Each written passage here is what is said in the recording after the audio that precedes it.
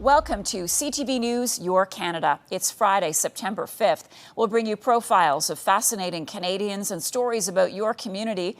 Thanks for watching.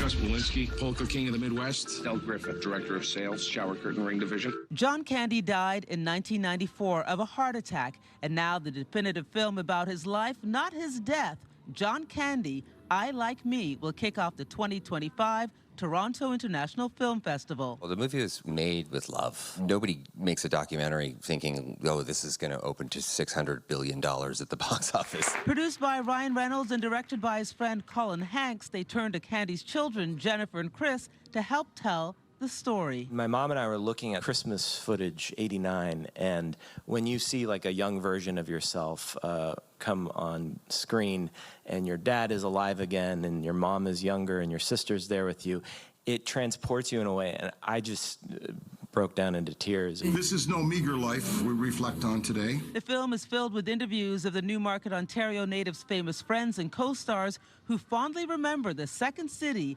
SCTV, and movie veteran. Hanks first met Candy as a child visiting his dad, Tom Hanks, on the set of the 1984 movie Splash. Candy was a co-star. If you were a young kid, he made you feel important. He made you feel special. Candy, the front-facing funny man, had many issues behind the scenes, and the film does not shy away from them or his mental health issues. I think our dad later in life was just understanding himself and knowing that it was okay to ask for help. This is a subject that has at times haunted me, and he's a person and a persona. I find the thing most fascinating with him is that division between who he was as a person and the persona that protected him. The team is hoping those who knew Candy will remember the proud Canadian, and for others, an opportunity to get to know this comedic icon, father, and husband. Okay, so congratulations to TIFF. It is its 50th anniversary. You have to remember, this is a film festival that people who make films love, because this is a festival where they actually sit with a real audience. We have 10 days to go. I'm already running around like a chicken with my head cut off. Michelle, I'm sure you look fantastic. Lindsay, the same. Sean Leithong, also part of our team. That's it for now. Tonight, 11:30, we'll have all the wrap of the opening red carpet. I'm Andrea Case. I'll send it back to you, Michelle. Andrea, you're shining bright like a diamond. I love it. And during the festival, restaurants and hotels, they get in the TIFF spirit with specials and TIFF-inspired treats, while Toronto's most iconic landmark, which happens to be just over my shoulder here, the CN Tower, is marking this occasion, there we go, in a very special way. For the entire duration of the festival, it will be lit in gold at the top of every hour, honoring the glitz and the glamour as Hollywood comes north. And Nathan, we have both covered TIFF for many years now, and you... Amy, I'm glad that we were there for that customer. Yeah. That customer, an 81-year-old woman, a regular at Cornwall's A&W, often seen by staff members Amy Boyer and Patricia Harrison. Her and her friend, they love to eat at A&W. It's like their little adventure out. But last week, a nightmare unfolded. All of a sudden, one of the employees walked up to me and said, Amy, you need to call 911. Somebody's been stung by a wasp. They're allergic to them, and they don't have their EpiPen. She went into anaphylactic shock, a severe allergic reaction which can quickly become life-threatening. Her whole face had swelled up in a matter of seconds. An ambulance was coming, but her symptoms got worse. She was starting to go colorless. My husband's deadly allergic. I'm like, what would I do if this was me? Thinking fast, Patricia called the Walmart pharmacy just steps away. Their staff responded immediately, rushing over a treatment that could make all the difference. EpiPens and epinephrine are the only thing that will rescue them. A handheld device delivering a quick shot to treat the reaction. And with allergies on the rise, 70% of adults don't carry their EpiPen, and it's terrifying. The Canadian Anaphylaxis Initiative wants EpiPens readily available in restaurants, malls, and community centers, in public spaces like defibrillators. When he had the EpiPen in his hand and he kind of had it up like this, it was like, oh. The treatment arrived from Walmart, handed off and injected. Seconds of having the EpiPen, things started to come back to normal. The woman taken to hospital by ambulance. I cried. I definitely cried. We had our team here, and we're a good team, and Walmart stepped up, and so did the paramedics. I'm really happy that everything turned out the way it did, and she's okay. Tyler Fleming, CTV News, Cornwall. We grew up on backyard years with a couple of friends. Saturday's local opener showcase starts off with up-and-coming Barrie artist Johnny Anderson. This will be the biggest stage that I've played in Barrie. From only knowing how to play one Ed Sheeran song at a Stroud open mic night, Anderson kept teaching himself guitar. He eventually produced his own upbeat country hits such as Grew Up on It and opened for big acts such as Blue Rodeo. I grew up on John Denver, Brad Paisley, Zach Brown Band, one of my favorite artists. But I like to mix it up, throw in some rock and pop, keep the crowd happy and dancing and moving, singing along. Anderson will be followed by another rising country star, Muskoka's Cam Galloway. You only like me when the lights come on. I was stoked when I got the email, man. I'm just grateful I get to go up there and do my thing. The 22-year-old from Bracebridge performed at Boots and Hearts last year and was named a finalist in the Country Rising competition this past spring.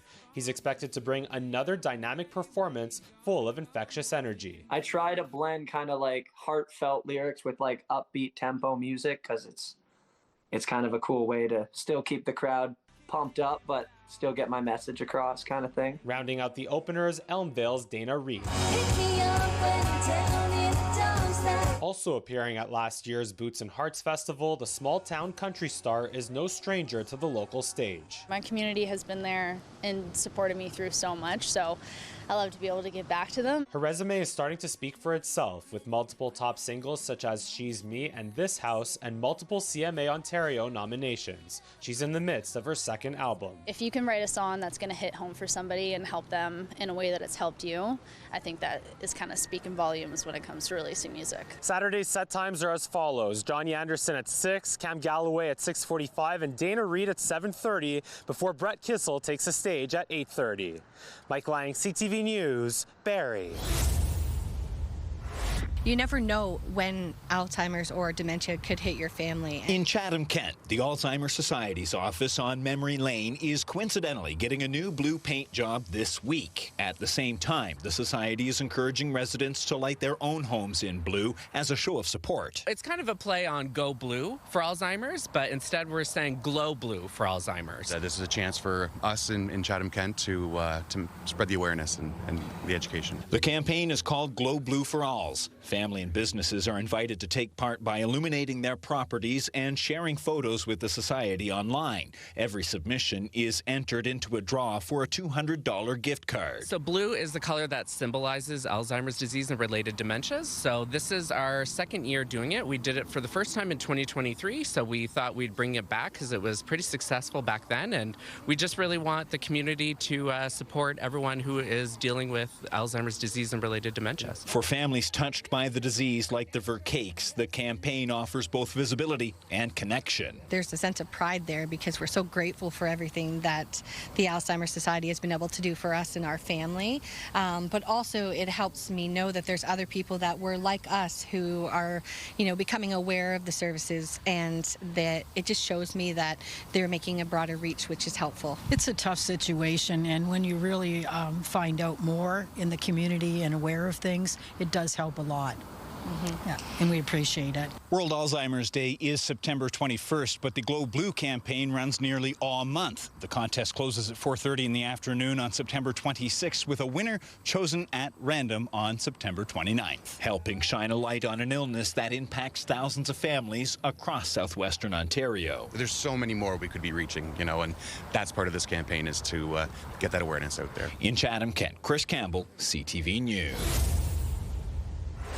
We kept our distance, masked up, and took extra precautions. And it was during the COVID-19 pandemic, researchers found out just how much more there is to learn about viruses and pathogens. Oh, you have to be 3 meters away to have protection against someone who might cough or sneeze on you. Well, that was really just based on models. It wasn't really verified. And that understanding goes well beyond just that 3-meter rule or various other things that we practiced during the pandemic. And that's because we're just erring on the side of caution. But such scientific guesswork could soon become more certain. Western University has begun construction on a $44 million pathogen research center. Located at this site in the Western Research Park, the center will house a good manufacturing practice, or GMP, designed to manufacture products for clinical trials on humans, and a microbial transmission facility. The first of its kind in the world, it will enable scientists to test how viruses like influenza or COVID-19 spread through the air in real-life settings. We will release the virus into those facilities, and using mannequins that are mimicking human respiration and will have human lung cells in them, we can see how you transmit from one to the other. The new facilities will operate alongside Western's existing impact facility, which studies how diseases behave inside the body. Operations Director Rick Gibson says it's about producing homegrown solutions. Very costly to send these kind of things overseas and then back. And I think we're trying to solve the problem of being able to do all of it here, locally, affordably. The new pathogen research center also comes with a major economic impact, helping solidify London as a medical research hub. It's expected to attract more medical industry almost right away. But we anticipate bringing millions of dollars of industry to London within the first years of operation. The pathogen research center is expected to open in 2027. Brian Bicknell, CTV News. It's a U.S. Open run few saw coming, including Felix himself. It was a tough couple of years, but it feels even better now to be back in the semifinals. The last time he was in a Grand Slam semifinal was in 2021. He was only 21 years old and fell to the eventual champion, Daniil Medvedev. With a big serve and bullet-like forehand, many predicted several majors in his future, according to Tennis Canada's Valérie Tétrault. At 14, people were talking about him as being the next Federer. Auger-Aliassime made it as high as number 6 in the world. He pushed Rafael Nadal to 5 sets at Roland Garros, a feat few have managed. He won 7 titles, but injuries and some unexpected losses started to pile up. And at only 25, some thought he may have peaked. For those following his career, it's been heartbreaking. But tennis coach and Felix fan Derek Elin says something changed in his third-round match against third seed Alexander Zverev. Never seen him better. He's never played better. That was the best match he ever played. It was his first top 5 win at a slam, and Aline says it unlocked something that had been missing from his game, something you can't teach: confidence. He's got a great coach, but it's got to come from within for the results to really show. And the results have been good, win after win. And now Felix is back once again in the semifinals of a major. And he's winning off court, too. He got engaged to longtime girlfriend Nina Gabi earlier this year, and his wedding is coming up. And I do have a fitting, regardless if I'm in the finals or not, so. But he's now in for another tough battle. His next opponent, world number 1 Yannick Sinner. Win or lose, Tétrault says he's now a different player. This is a different Felix, and I like this Felix. And you said it, but he's only 25, and so I think there's still many good years in front of him. To play his game on the biggest courts. Denise Roberts, CTV News. The lines form well before dawn. There's excitement, nerves, and hopes from people eager to float among the clouds as the sun rises. Our ceiling has to be at least 1,000 feet, and right now we got some fog just under that limit, so unfortunately no flight this morning. It's not the start organizers of the 39th Atlantic Balloon Fiesta had hoped for. It's always disappointing. It's always fun to go in the air. We're here to have fun, enjoy the view, enjoy the time with our crew and passengers and families. But for a safety reason, you always better rather be sorry to be on the ground than sorry to be in the air. It's pretty disappointing, but once you go up, it's worth it. Being no stranger to weather issues over nearly 4 decades, tether rides were quickly arranged for those interested. While it may not have the same feeling as soaring over Sussex, the thrill remains. I was like so scared. And then once I went up in the balloon, I was like, this is not bad. Yeah, this is so cool. That was incredible, but I've been waiting 40 years to do it. That was fun. It's hard to explain. It's just a once-in-a-lifetime experience, to be honest. If the weather cooperates, over the next 3 days, flights will take off in the morning and evenings from Princess Louise Park. Balloons are beautiful no matter what, especially on a morning like this where we can at least inflate them on the field. It still gives us that sense of hope. We're thriving on hope for this whole week, and it's just an enjoyable experience. Well, Todd, while the balloons are the main draw, there is still plenty to do at the fiesta that isn't in the air. There's live music, various craft and food vendors, amusement rides, and the Maritime Classic Car Show, which rolls into the grounds on Sunday, just to name a few.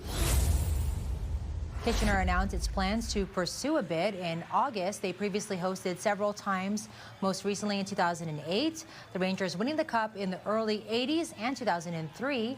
Meantime, the Guelph Storm announced their intention to pursue the Cup in June to coincide with the city's 200th anniversary.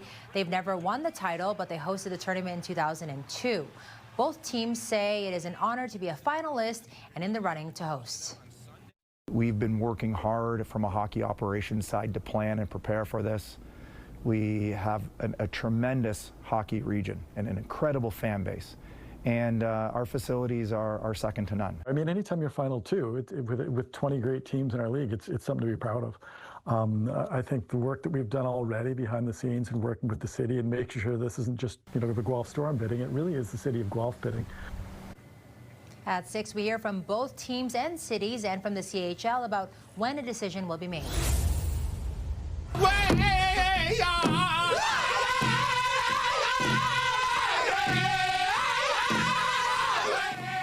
The university opened the doors to its new Commons Flag Plaza today. The ceremony included raising the Treaty 6 flag and the Métis flag right in the center of campus.